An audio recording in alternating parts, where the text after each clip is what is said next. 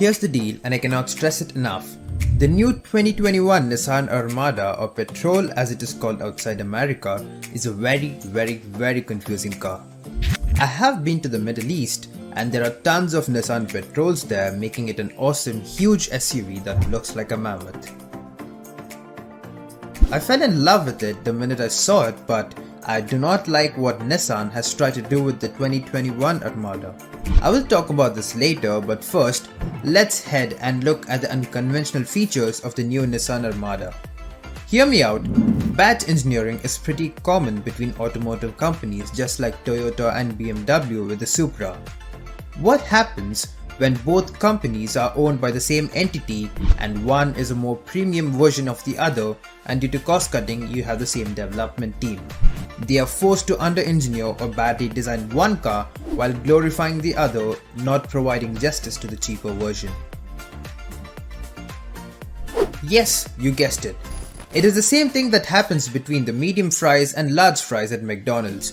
The medium version is not value for money and deliberately made so to push you to get the large.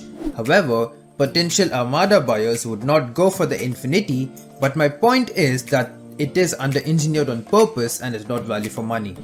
Here are all the bits which has made me not like the Nissan Armada. Number 1. Cheap 90s or early 2000s interior design.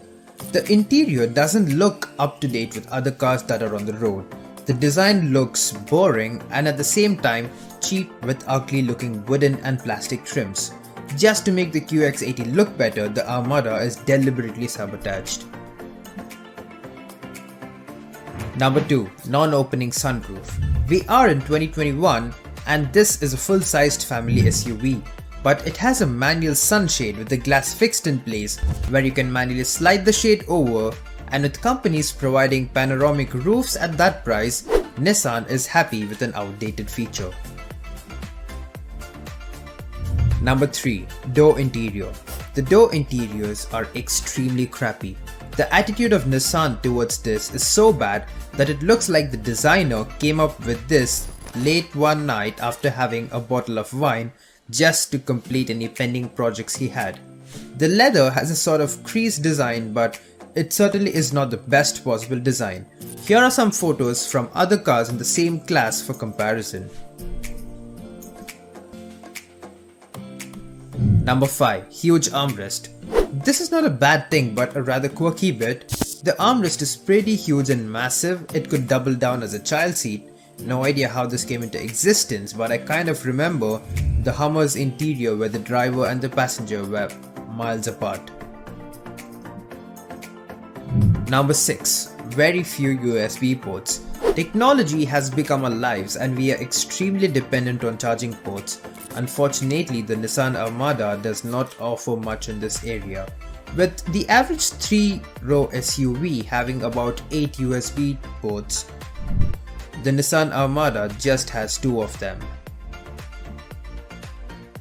Number 7. Looks outdated on purpose. So from the makers of the Nissan GT-R, it's hard to believe that the new version doesn't get enough love and design bits. I wish they could have done more on this Armada to make it look a little bit refreshing for the 2021 lineup, but all that's really changed is just the Nissan badge. Number 8. Steering wheel buttons.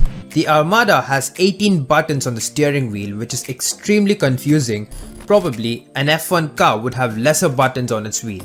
However, Nissan thinks that this is the easiest way to go about.